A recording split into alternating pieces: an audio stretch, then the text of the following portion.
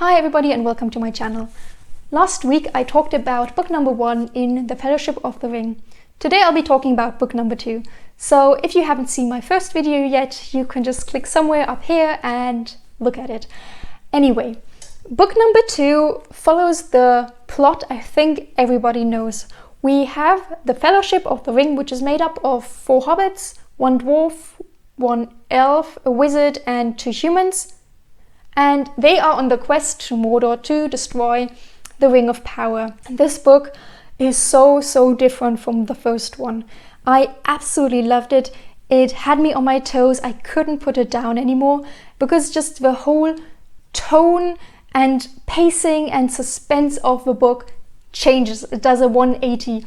And it does it because Tolkien doesn't focus on world building anymore that much as he did in the first book. Of course, he's still expanding Middle-earth, but now the plot has moved to center and you get this lack of urgency. You understand what's at stake and it's just this exciting adventure story, and it tells the story of good versus evil, and you really start understanding why Lord of the Rings is the classic it is, just because the atmosphere that Tolkien created in book number 2 was absolutely amazing. And in contrary to book number 1, in book number 2 Tolkien does build up suspense. Whilst in the first book he just kind of brushed over the exciting scenes to comment on the scenery or on some historical aspect, in book number 2 he really has these scenes that had me on my toes, that had my heart speeding up, even though I knew the story, just because his writing got so much more intense. And it isn't this ambling around of hobbits anymore. Instead, it is a proper adventure story. And I'm so glad that the pace of The Fellowship of the Ring picked up over here, because up to now I was kind of wondering whether Tolkien was only a world builder and not so much a plot person. But he came around finally, and he absolutely saved the day, because if he hadn't picked up the pace by the end of a book, I would not have picked up the second book anymore, which I'm going to start today, and I'm looking forward to it so much. So I'm glad he still came around. But while he gets better or is quite good at the plot aspect in this book, he's still lacking in character development, or he doesn't put a big emphasis on it. While we get to know the characters who make up the Fellowship of the Ring, so we know kind of their backstory, where they're from, what motivates them to be part of the Fellowship, we don't really get an in-depth examination of their deeper emotions or their more complex aspects. So we don't really know what drives them deep inside, what inner conflicts they're battling along this journey. We do get to see their actions, but we don't really get to know any character more in depth, which is a pity, especially with the 2 human characters, Aragorn and Boromir,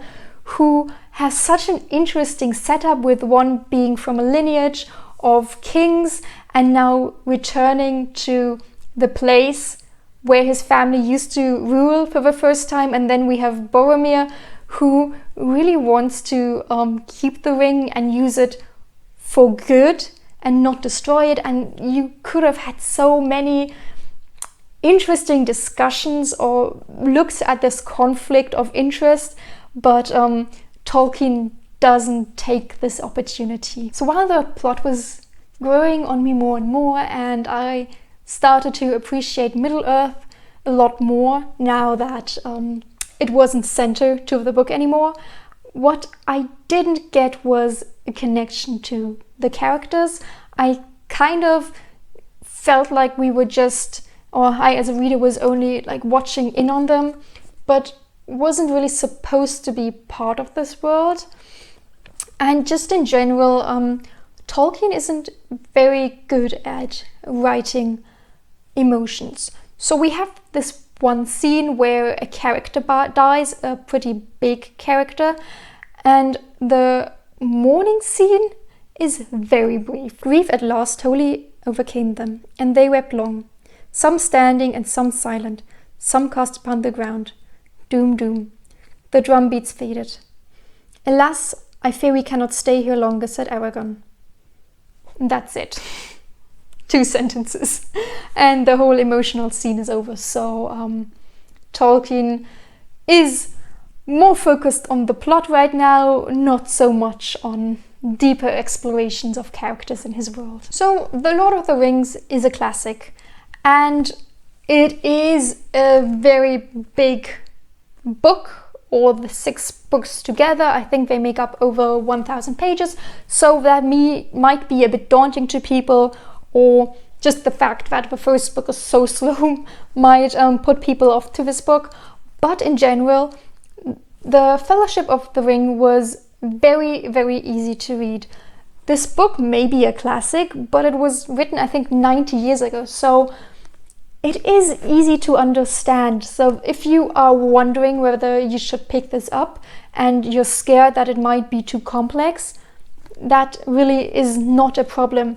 I mean, the language is a bit dated, but it's not highly complex, and I think this is also a story that the younger audience might enjoy. As I said, I read it the first time 15 years ago, and I managed just fine. But that was all for book number 2, and for The Fellowship of the Ring in general. I think I'll just wrap it up here. I know there's a lot more to say regarding themes, topics, and just general things discussed in the book, but I just can't cover it all over here. But if you want to add anything that I missed about The Fellowship of the Ring, feel free to leave some comments down below. Otherwise, I would really like it if you like this video and subscribe to my channel.